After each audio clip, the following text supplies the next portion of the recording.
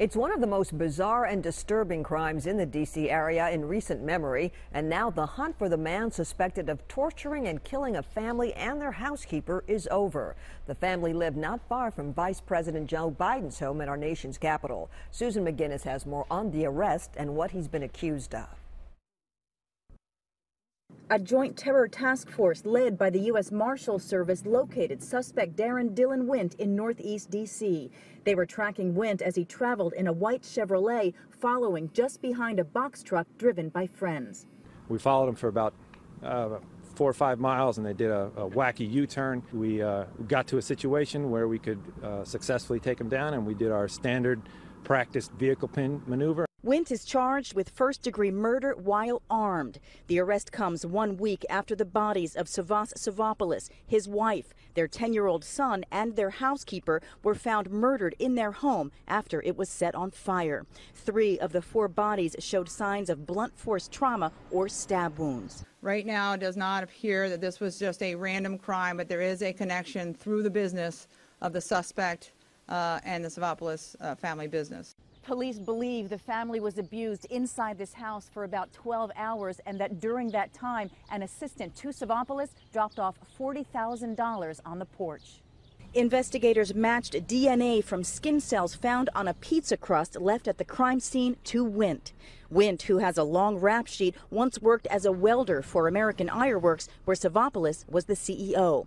So far, authorities have not discussed a possible motive. Susan McGinnis, CBS News, Washington. Back here, the Rutherford County Sheriff we've been telling you about, Robert Arnold, is now the focus of both state and federal investigations. The FBI, in conjunction with our state partners, the Tennessee Bureau of Investigation, conducted multiple search warrants in regards to an ongoing public corruption investigation. Agents spent yesterday morning at Sheriff Arnold's home in Murfreesboro carrying out boxes of potential evidence. They also raided the home of the county's administrative chief deputy and the sheriff's office itself. This all stems from an investigation into questionable sales of e-cigarettes inside the Rutherford County Jail. Arnold may have used the jail so his family could benefit from the contract to sell the e-cigs. Our agency was requested to investigate by the district attorney here on April 13th. And so our investigation has been continuing, and along the way, the FBI was involved as well. FBI agents also raided the Jail 6 headquarters in Georgia. We'll keep you posted on where the evidence leads next.